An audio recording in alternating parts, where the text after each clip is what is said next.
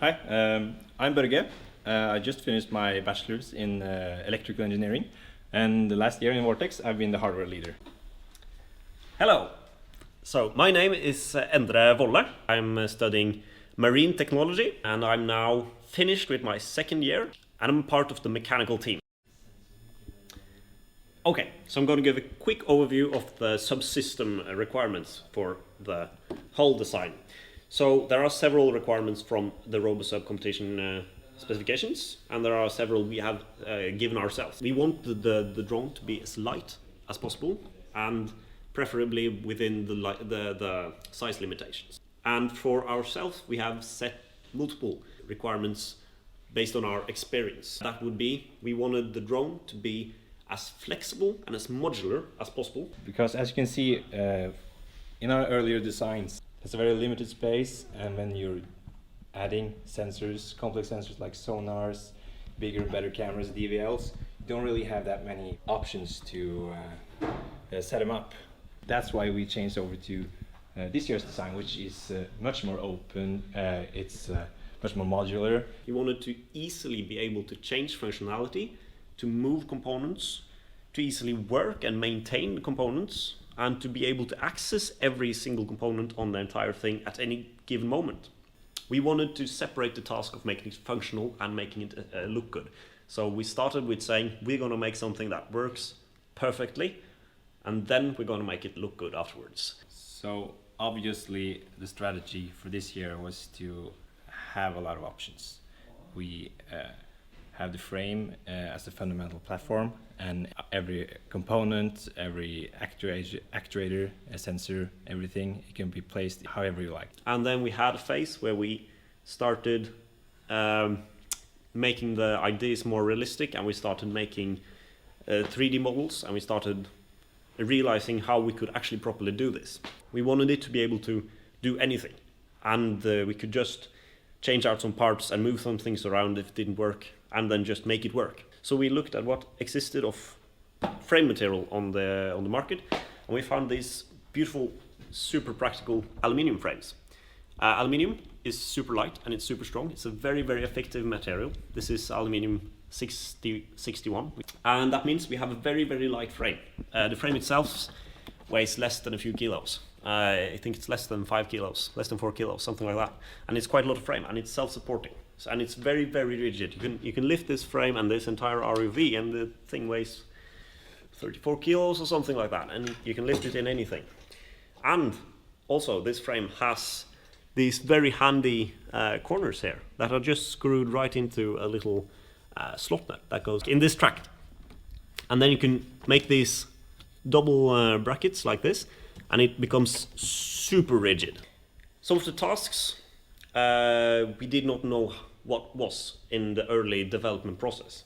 So we looked at the tasks from the earlier years, and we saw that there were tasks for picking up, and there were tasks for dropping markers, and there were tasks for torpedoes. And these were the tasks, some of the tasks that we really decided to specialize on. So if we look at the front here, we have developed a pneumatic gripper. So we've earlier tried to use electronic actuators, but we've seen that this system is very hard to make waterproof and it's very hard to maintain. So we therefore looked at an alternative solution, which is pneumatically activated actuators. It has turned out to be a very, very flexible solution, considering we can place this anywhere we want. All we need is these air tubes to go into this pneumatic cylinder right here. And then we can operate this at any time. And we've attempted to create a gripper here.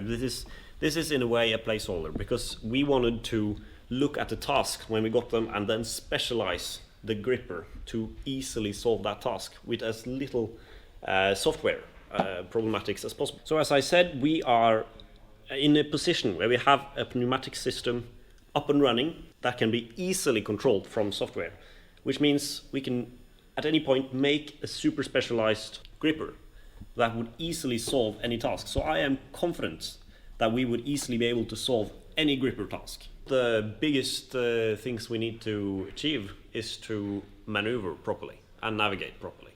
So the navigation part is down to the sensors, which have been integrated as best as we could. The design really allows us to put the sensors wherever they need to be, so we can really place anything where it's really optimal to have it.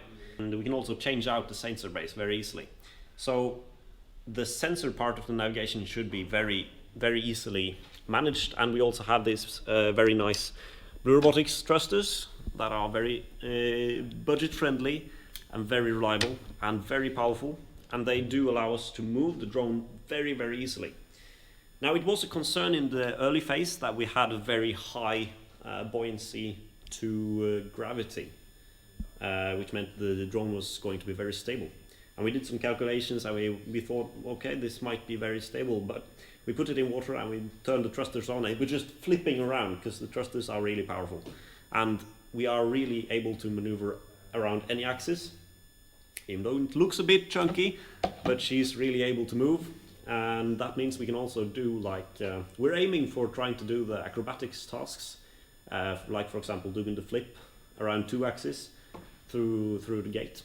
We're going to aim for that. One of the things that's very useful about this design too is that the buoyancy elements are added very modularly. We can put them almost wherever, and putting the buoyancy elements further down reduces the stability of the drone, and putting them further up increases stability. So in addition to having powerful thrusters, moving around the buoyancy elements really helped.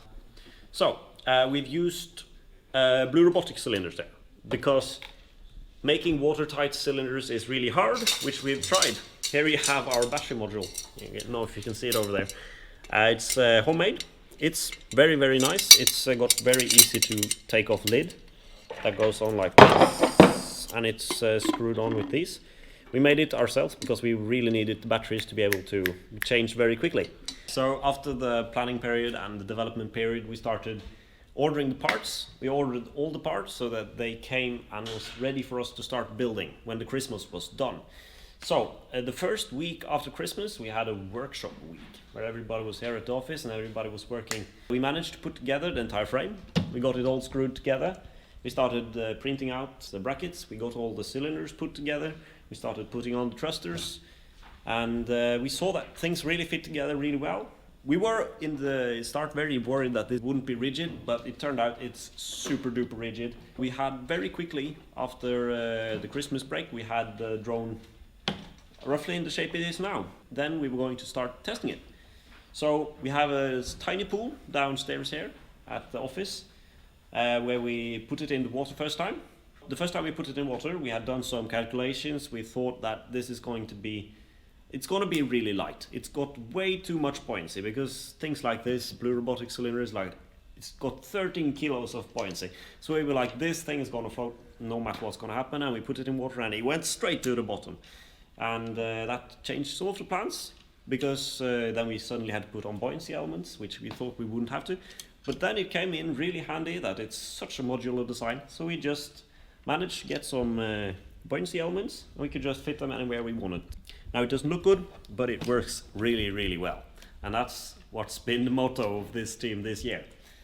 Then we've had more proper pool tests. We are so lucky that we're very close to the Center of Marine Technology, which is where they have a specialized cybernetics water tank. Anything can be moved like these thrusters.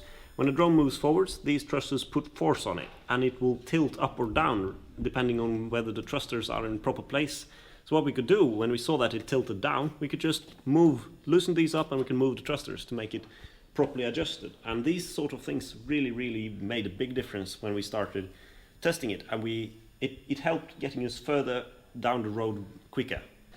And one of the key features here is this electrical housing. You see, all of these cables are fastened in this lid, which is on the back side of the drone, which means with this rack we have inside here, we can easily get all the electronics out of the drone. We started out with the base, with the aluminium frame. We added the actuators, we added the main electronics housing, and just every component one after one, and we had to adjust every time. And sometimes when we added a new component, we had to adjust the preceding ones, and it was just an iterative process of experimental results, and I think it ended up really well.